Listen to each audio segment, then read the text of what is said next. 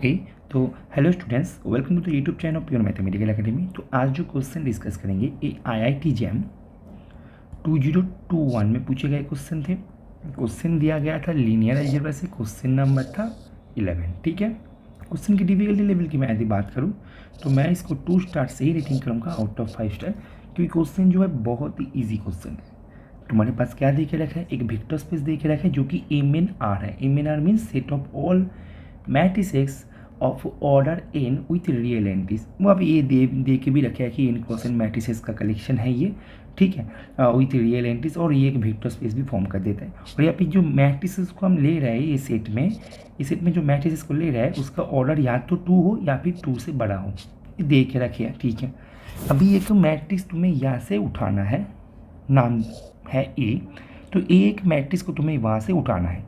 अभी तुम्हें एक consider the subspace W of MNR which is spanned by this matrices. मतलब तुम्हें एक सबस्पेस यहाँ पे कंस्ट्रक्ट करना है W के नाम से। W क्या है, span of I A square A cube dot dot, यहाँ से स्पैन हो रहा है। ये सभी जो मैट्रिसेस है यहाँ से स्पैन हो रहा है। देखो बेटा एक बात कि W जो है, W किसका सबस्पेस है, MNR का सबस्पेस है। तो MNR में रहने वाले जो एलिमेंट्स है वो क्या है, वो सभी मैट्रिसेस ही तो है। बात को समझ में आ रहा है। तो यहाँ पे जो इसका एक सबस्पेस तुम यदि बनाओ तो वो तो स्पान होगा मैट्रिसेस से ही। ठीक है, अभी यहाँ पे एक पर्टिकुलर मैट्रिक्स को तुम्हें यहाँ से उठाना है और वो मैट्रिक्स से तुम्हें यहाँ पे स्पैन करवा के ये W सबस्पेस तुम्हें यहाँ पे तैयार करना है। बात को समझ में आ रहा है कि W है क्या। यदि तुम्हें W ही समझ में नहीं आया तो तुम आगे कैसे करोगे, क्योंकि क्वेश्चन जो है, क्वेश्चन पूछा गया W के डायमेंशन के बारे में ओवर R। तो तुम्हें W के बारे में पहले तुम्हें यहाँ पे कोई भी कंफ्यूजन नहीं आना चाहिए कि W है क्या। W है V का एक सबस्पेस। सबस्पेस को हम ऐसे डिनोट करते हैं इन शॉर्ट। ठीक है, तो V है क्या, V है set of all matrices, collection of matrices with real entities with order greater than equal to 2। तो ये जो सबस्पेस है ये भी तो बनेगा मैट्रिसेस से ही। अभी यहाँ पे मैंने एक पर्टिकुलर मैट्रिक्स को उठाया A के नाम से क्वेश्चन के अकॉर्डिंग, उसी से एक स्पैन होने वाले जो वेक्टर स्पेस बन रहा है, मतलब जो सबस्पेस बन रहा है, उसको नाम दे दिया W। मुझे लगता है अभी W तुम्हारे पास क्लियर हो गया। अभी आगे करते हैं कि अभी ये W के डायमेंशन तुम्हें पूछा गया है। तुम एक बात नोटिस करो कि तुमने जो A को उठाया, कहाँ से उठाया बेटा, MNR से उठाया। ठीक है, कोई दिक्कत नहीं। तो A का जो ऑर्डर है वो है n क्रॉस n। ठीक है, अभी तुम देखो A एक मैट्रिक्स है तो इसके करस्पॉन्डिंग एक कैरेक्टरिस्टिक पॉलिनोमियल तुम्हारे पास मिलेगा कि नहीं मिलेगा, मिलेगा ना। तो इसको मान लो कि वो ऐसे मिल रहा है, A0 plus A1x plus A2x square plus dot dot dot plus n order का मैट्रिक्स है तो AN x⁴n ये मिल रहा है।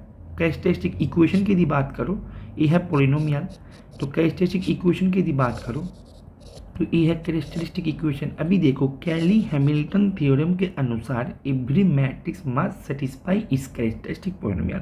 दैट मीन्स ये जो मैट्रिक्स है A जिसका कैरेक्टरिस्टिक पॉलिनोमियल तुमने यहाँ पे निकाला, ये मैट्रिक्स ये कैरेक्टरिस्टिक पॉलिनोमियल को सेटिस्फाई करेगा, हाँ या ना, करेगा ना। तो दैट मीन्स AN A⁴n, ठीक है, प्लस यहाँ पे इसके आगे वाले जो टर्म है उसको भी यहाँ पे नोट कर लो, सुविधा होगा आगे जाके समझने में, plus dot dot dot plus A2 square plus A1a plus A0i equals to 0 होगा।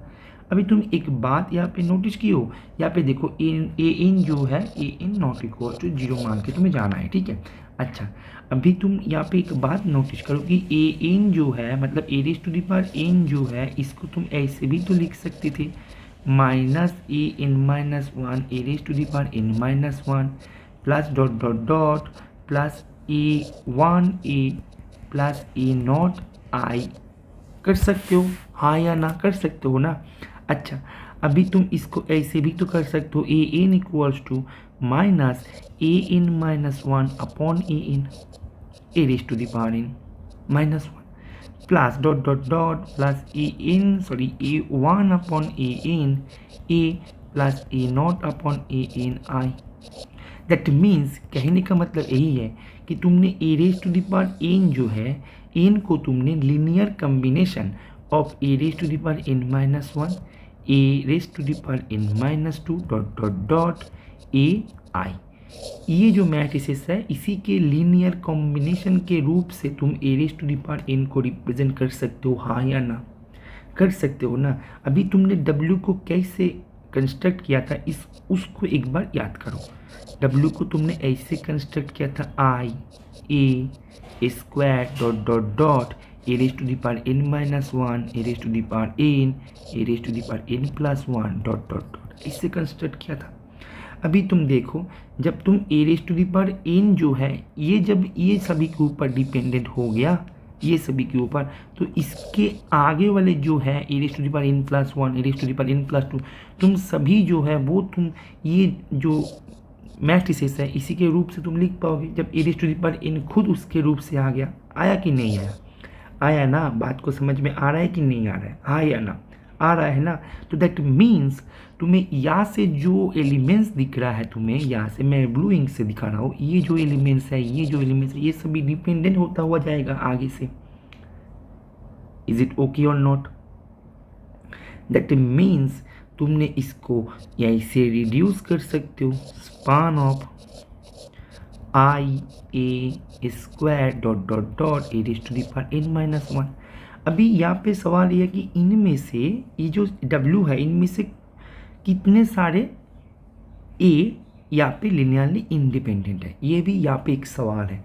यहाँ पे तुम इसके स्पान कर रहे हो, लेकिन मैं यदि इसके देखो डायमेंशन का मतलब क्या होता है पहले ये समझो। डायमेंशन का मतलब है W के जो बेसिस तुम्हारे पास मिलेगा, बहुत सारे बेसिस मिल सकते हैं, लेकिन जो भी बेसिस मिले वहाँ पे क्या होना चाहिए, जितने सारे लिनियरली इंडिपेंडेंट वेक्टर्स तुम्हें मिलेगा, सबसे minimum linearly independent spanning set जो होता है, मिनिमल स्पैनिंग सेट जो होता है वो हो जाएगा उसका बेसिस। तो उसमें जितने सारे लिनियरली इंडिपेंडेंट एलिमेंट्स तुम्हें मिलेगा जिसको स्पान करके तुम W को रिप्रेजेंट कर सकते हो, वो संख्या होता है इसका डायमेंशन। सीधी शब्दों में यदि बोला जाए, बेसिस का कार्डिनैलिटी हो जाता है इसका डायमेंशन। अभी ये जो तुम्हारे पास मिला ये तो स्पान है, लेकिन स्पान इसका ऑलवेज बेसिस होगा ये तो नहीं है ना। इसका ऑलवेज बेसिस तुम तब बोलते यदि ये पे सभी जो है सभी लिनियरली इंडिपेंडेंट हो जाए तब बोला जाता, लेकिन यहाँ पे ये सभी लिनियरली इंडिपेंडेंट होगा इसका गारंटी तुम्हें कौन देता है कि नहीं? तुमने मानो A इक्वल टू ले लिया 0 1 0 0 0 0 0 0 0।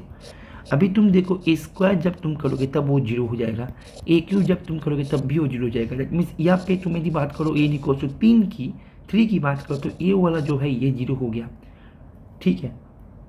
और 0 वाला सेट क्या होता है, लिनियरली इंडिपेंडेंट नहीं होता। तो यहाँ से ये भी एक चिंता का विषय है कि यहाँ पे ये है सबसे मतलब ए एन से सभी को तुम यहाँ से रिप्रेजेंट कर सकते हो, लेकिन इनमें रहने वाले जो एलिमेंट्स हैं उनमें से किसी एक या दो वो भी तो लिनियरली इंडिपेंडेंट हो सकते हैं कि नहीं हो सकते। मानो कि सभी लिनियरली इंडिपेंडेंट मतलब सभी लिनियरली इंडिपेंडेंट है, तो इसका डायमेंशन तो ये जो स्पान है यही हो जाएगा इसका बेसिस। और इनमें कितने सारे एलिमेंट है n, लेकिन इनमें से यदि कम है तो यदि कम हो जाए तो वो हो जाएगा इसका बेसिस। तो सीधी शब्दों में बोला जाए तो डायमेंशन ऑफ W ये क्या होने वाला है, less than equals to n होने वाला है। बात को समझ में आ रहा है क्लियरली? ऐसे मत करना कि dimension of W equals to always n, ऐसे नहीं होगा, ठीक है।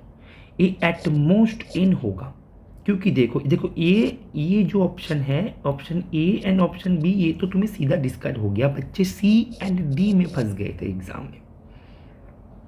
दिक्कत यही पे था कि स्पैनिंग सेट ऑलवेज इसका बेसिस नहीं होते। स्पैनिंग सेट जो होते हैं, जो मिनिमम स्पैनिंग सेट होता है, सबसे छोटा जो स्पैनिंग सेट होते हैं वो होता है इसका बेसिस।